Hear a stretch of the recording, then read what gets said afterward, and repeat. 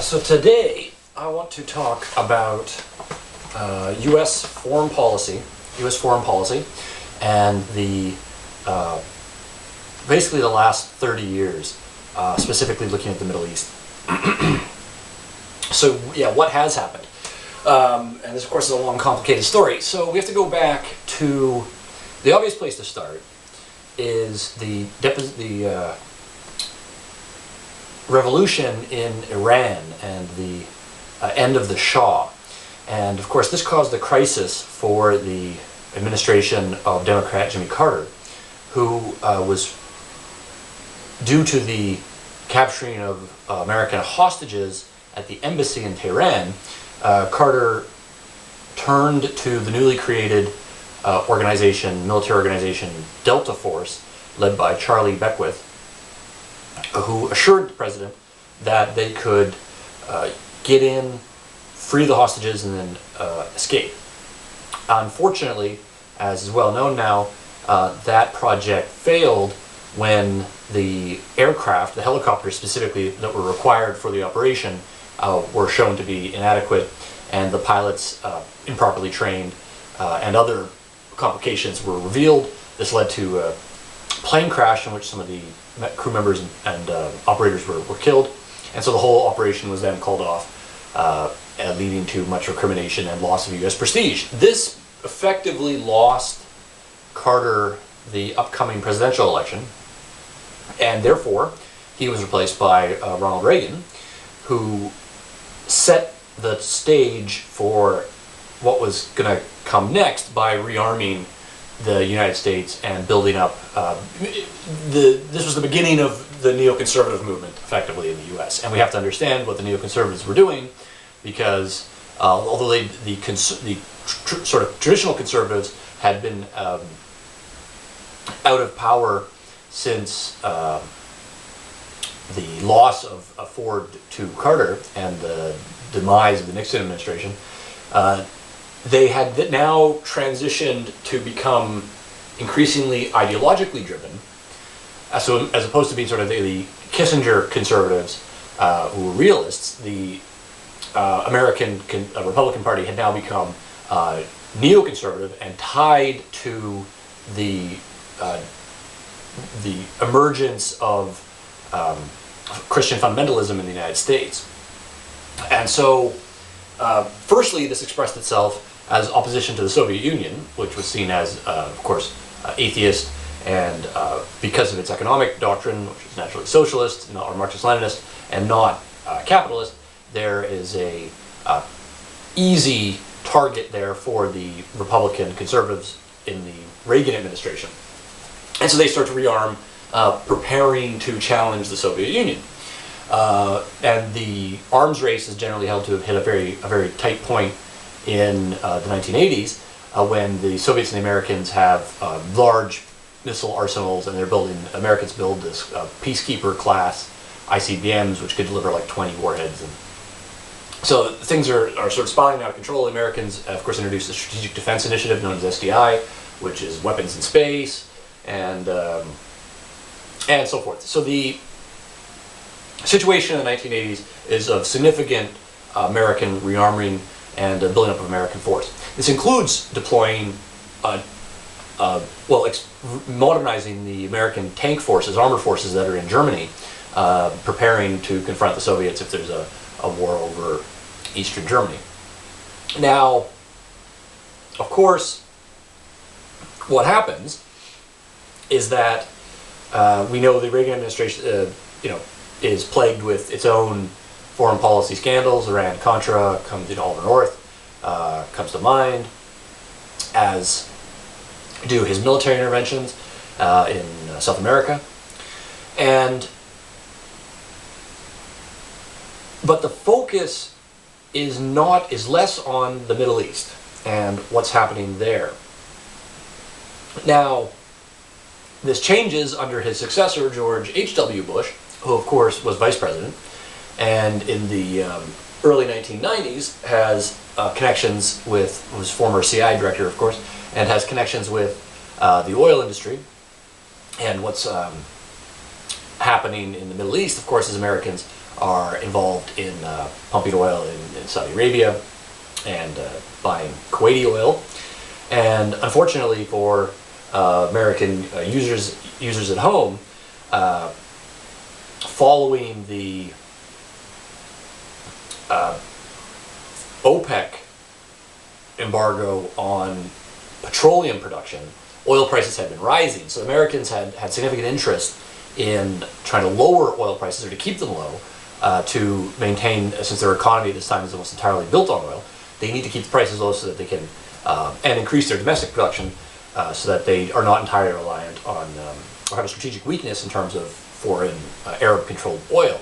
And so when the Iran-Iraq war ends, which the Americans were generally supportive of because it put to the groups they were not terribly pleased with the brutal dictatorship of Saddam Hussein and the Iranian Ayatollah Khomeini in opposition to each other, and this of course was great for the United States. Unfortunately, the war plays out. It's just trench warfare, and at immense cost, nobody wins. And so to continue to support the army, which largely controls the Ba'ath regime, Saddam invades Kuwait, trying to build a larger Iraq and to secure the very prosperous Kuwaiti oil fields. This, however, kicks off the crisis in Iraq, leading to the Gulf War.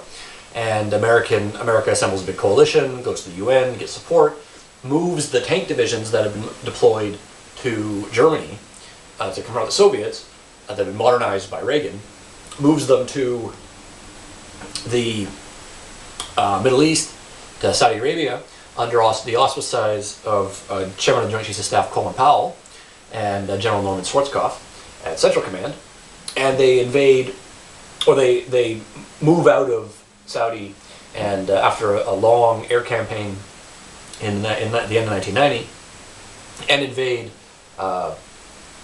Saudi-occupied Kuwait, annihilating the Republican Guard mechanized divisions that are there, and with a Marine landing contingent as well, and the British and French are involved, very quickly liberate the country. And then Bush declares, after 100 hours of very intense combat, Bush declares a ceasefire, stating that they've achieved their objectives, which are to liberate Kuwait, which of course they have done. So that is the first phase of the American intervention in Iraq. Now there had been, now following this, before and of course following this, there had been CIA involvement in the country trying to either support or topple Saddam. Now after the first Gulf War, and Bush calls for the Shiites to rebel against Saddam's brutal leadership, since he's of course suppressing the minorities, which are, or the people who are opposed to him anyway, which are the Kurds in the north, who he's using chemical weapons against, and the Shia in the south, who he especially around the area of Karbala and Sadr City, he will later become Sadr City. Saddam brutally crushes their revolt, and so the CIA becomes involved in aiding the Kuwaitis and looking for ways in which they can possibly topple Saddam. And they actually make some significant advances on this. Now, meanwhile, however, in a strange inversion of what had happened to Carter with the Iranian hostage crisis in the 70s, George H.W. Bush loses the election to Bill Clinton in '92, and Clinton, as a new economy-focused small-town Democrat, governor of Alabama, is very concerned, and student of Carroll Quigley, of all people, at Georgetown University, is very concerned about the mission creep and expansion of America's wars in the Middle East. Now, when he takes power, the Americans are running a large area denial and a no-fly zone policing mission over Iraq, which is called Operation Desert Fox. And this involves low-level bombing against military targets, as well as the patrolling of the airways to prevent flights by the Iraqi military. So when there are a series of other crises that Clinton has to deal with. Now, Iraq doesn't really boil. It maintains this status as being kind of a very low-level area denial war. While the Somali campaign is fought, Battle of Mogadishu, which Clinton withdraws from. The genocide takes place in Rwanda, of which again Clinton does not give American military support to the United Nations peacekeeping mission there. So again, seen to be withdrawing. In Grenada, the invasion is conducted, but laughably, as the purpose of the mission has been resolved basically diplomatically in the last seconds. And so we see that the Americans are very, especially under the Democrats, the new Democrats, as they are very concerned about getting America too deeply involved in any of these operations, and they prefer to utilize, we'll see this, a very common theme, they prefer to utilize air power as opposed to army military power to achieve their objectives. They're very casualty averse. This is a lesson that is learned by the Al-Qaeda terrorists living in Afghanistan, where they'd been funded by the CIA to oppose, during the Reagan administration, to oppose the Soviet invasion of Afghanistan, which they did very successfully. The Americans sold the Al-Qaeda and Afghani Mujahideen and Fedayeen Stinger missiles, which when the Americans went into Afghanistan in 2001 and 2002, were very concerned about the Stinger missile presence. Of course, like I said, they had actually sold them those missiles. So anyway, Clinton is seen as weak and vacillating, and he always withdraws the forces when it comes down to a fight. So now, nevertheless, he's very popular. He wins 2 terms, and then his Vice President Al Gore loses in a controversial 2000 election to George W. Bush, the of course, son of George H.W. Bush, and George W. Bush immediately begins planning, as is revealed by a number of works, which I have some of them here. So Bush's first CIA director is George Tenet. The Center of the Storm, My Years at the CIA, is Tenet's book here. I have the Bob Woodward Iraq Bush series, of which Plan of Attack is not the first. The first is Bush at War about Afghanistan. Plan of Attack is about the planning for the Iraq invasion. Right here.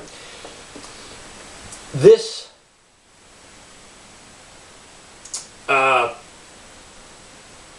situation where the United States is in a low-level conflict in Iraq, Bush wants to end, and so very early on he goes to now Secretary of Defense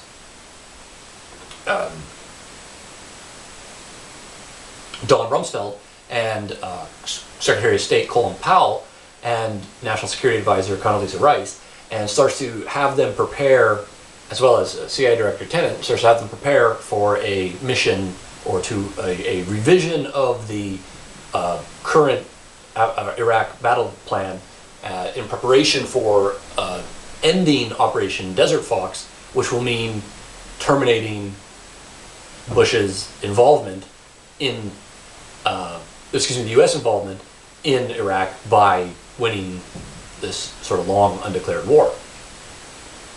So then, of course, 9/11 happens, and the Bush administration is distracted by Afghanistan, and they're actually put in a bit of a pinch because Central Command Commander Tommy Franks is not really prepared for Afghanistan, and so they're rushed. Everything is rushed, surged to get the Afghan mission going, which Americans do. They send Green Berets and other special forces, SOCOM and JSOC forces to Afghanistan, as well as providing air support to the Northern Alliance rebels, who very quickly topple the Taliban, and a very successful operation.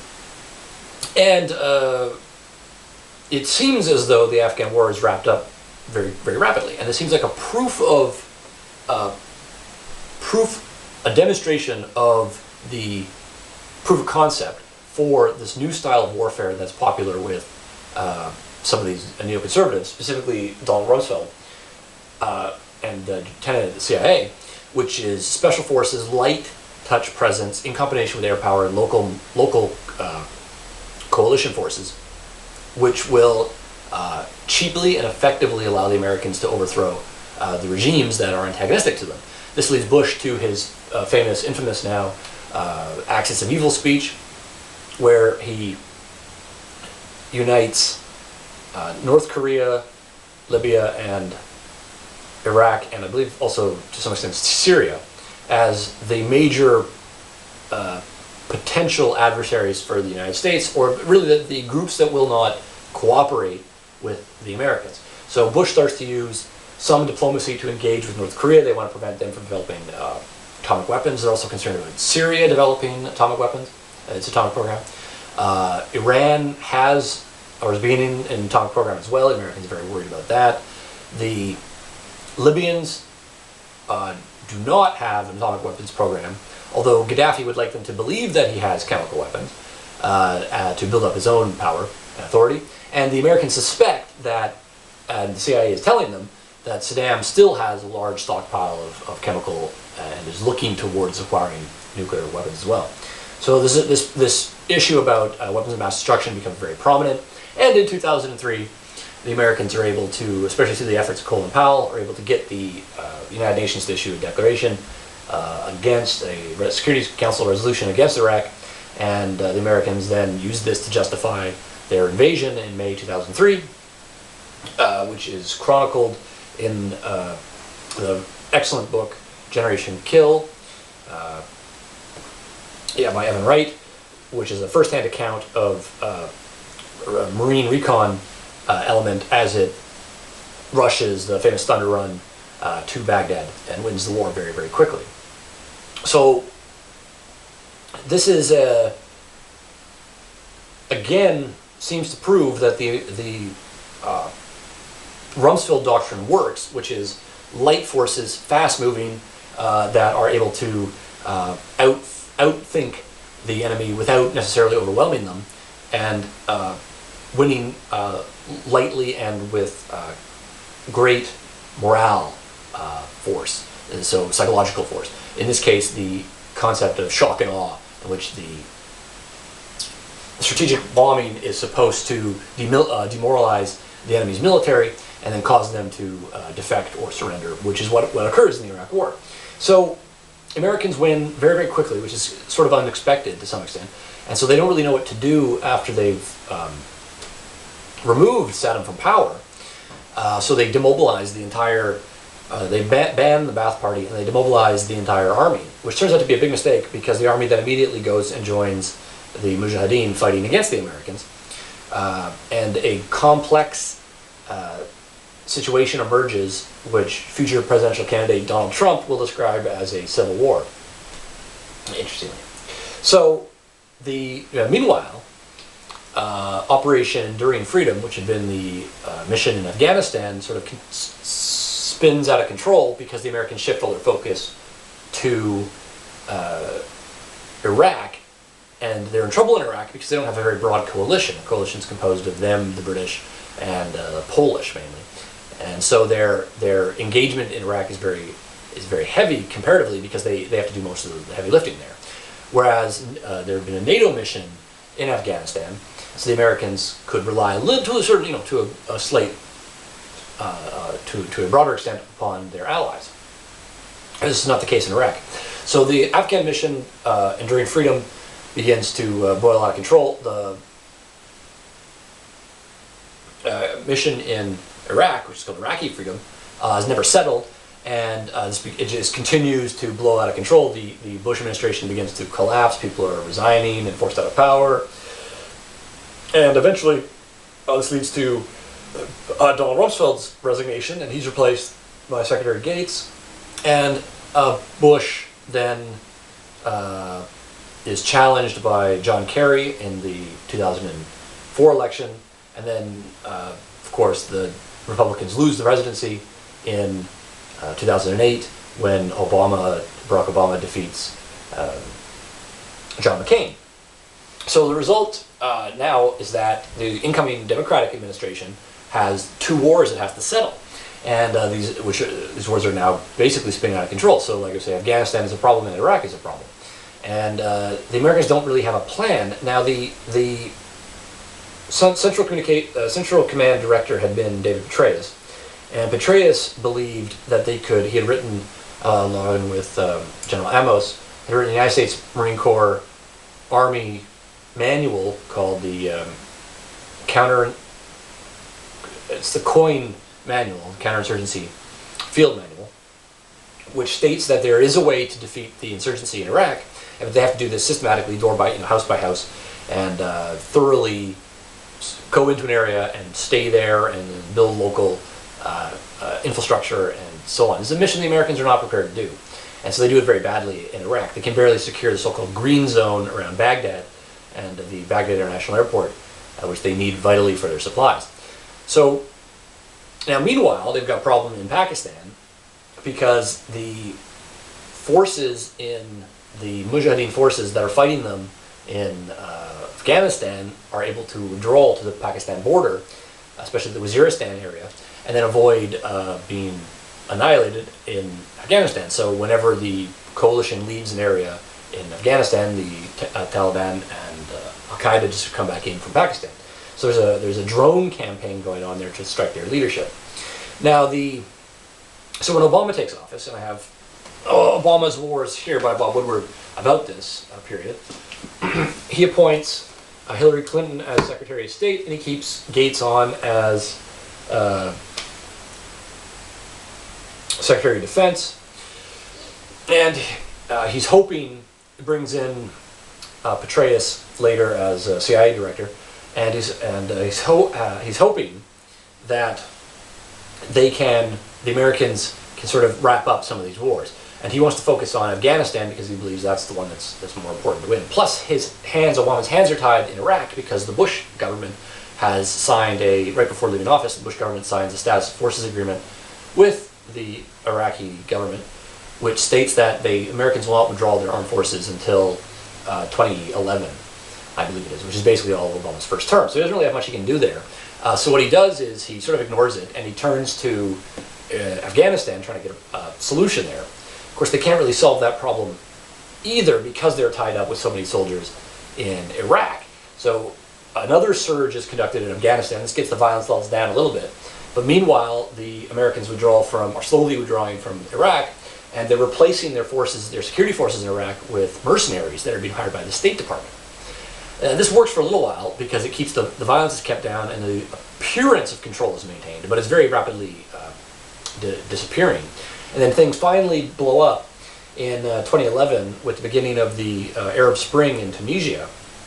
This revolution spreads very rapidly throughout the Middle East and destabilizes the governments, and then overthrows the governments in Egypt, starts a civil war in Syria, and produces the collapse of Gaddafi's regime in Libya when the Americans and NATO intervene there in 2011. Now, unfortunately for Secretary of State Hillary Clinton, which a lot of this had been her work, the American ambassador in Libya is killed in an assassination in September 11th, 2012, the so-called Benghazi fiasco, which basically casts a long shadow over the rest of Hillary Clinton's career, including her efforts to win the presidency. And she's tied up doing congressional testimony before the Senate Armed Services Committee and so on, basically indefinitely, forever, and scrutinized about her other thing. So this is a major setback for the Obama administration's efforts in the Middle East. His efforts to get Assad out of Syria fail, and his red line about use of chemical weapons is not pursued, although the Assad regime does agree ultimately to eliminate its chemical weapons, which they do, thus removing one of the pillars that would justify an invasion as had been done in Iraq. So the situation in the Middle East now is very, very unstable. The civil war is going on in Syria. Americans are backing the so-called Free Syrian Army. To a certain extent, the Americans today, or just very recently, have stopped doing this under the now Trump administration, so it's a major shift in policy there. In Iraq, this new group, ISIS, which had been supported early by the Americans when they were fighting, when ISIS was in Syria, fighting known as the al-Nusra Front, and they were fighting against Assad, they then move into Iraq, which has very little top-level control in the Kurdish areas, and particularly in Mosul, Iraq's second largest city, they establish a base.